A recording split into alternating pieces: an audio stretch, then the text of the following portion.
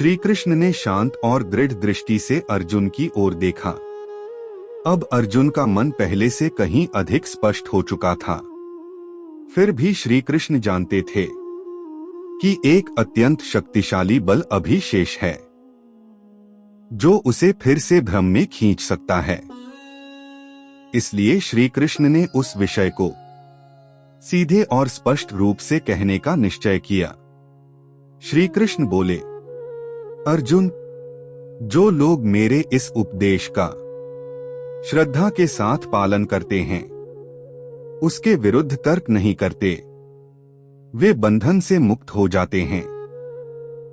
श्री कृष्ण बोले, पर जो लोग इस उपदेश की निंदा करते हैं, जो अहंकार या हठ के कारण इसे मानने से इनकार करते हैं, वे अपनी ही बुद्धि खो बैठते हैं और अपनी उन्नति का नाश कर लेते हैं।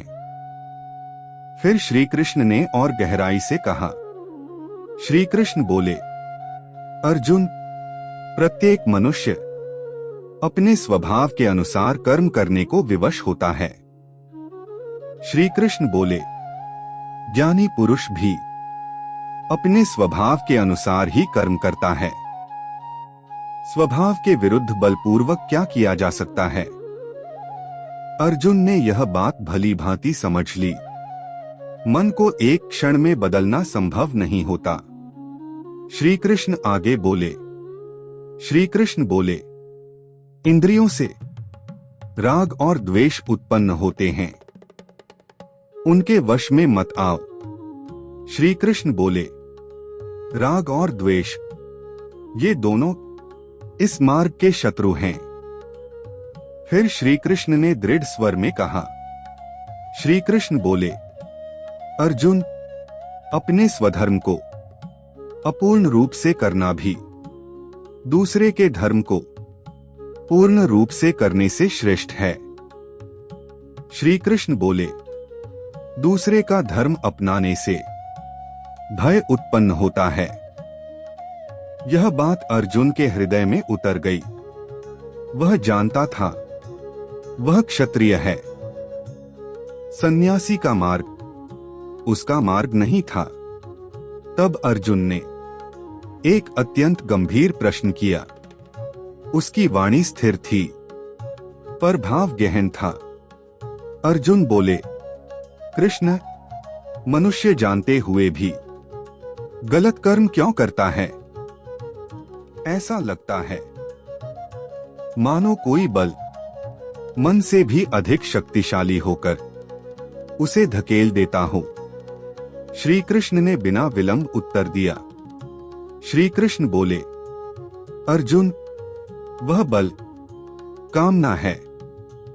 श्री कृष्ण बोले, यह कामना रजोगुण से उत्पन्न होती है और जब कामना रोकी जाती है तो वही क्रोध बन जाती है। श्री कृष्ण बोले, यह कामना महाशत्रु है, यह कभी तृप्त नहीं होती। अर्जुन ने इस सत्य को अपने भीतर गहराई से अनुभव किया। वह जानता था कि यही कामना भय, अपराध बोध और क्रोध बनकर उसके भीतर उठी थी। श्री कृष्ण आगे बोले। श्री कृष्ण बोले, जैसे धुएं से अग्नि ढक जाती है, धूल से दर्पण ढक जाता है और गर्भ से शिशु ढका रहता है। श्री कृष्ण बोले, उसी प्रकार यह कामना ज्ञान को ढक लेती है। फिर श्री कृष्ण ने बताया। श्री कृष्ण बोले, अर्जुन, इस कामना का निवास इंद्रियों में है, मन में है और बुद्धि में है। श्री कृष्ण बोले, इन्हीं के माध्यम से यह आत्मा को बांध लेती है और विवेक का नाश कर देती है। फिर श्री कृष्ण ने स्पष्ट उपाय बताया। श्री कृष्ण बोले, इसलिए अर्जुन, सबसे पहले इंद्रियों को नियंत्रित करो।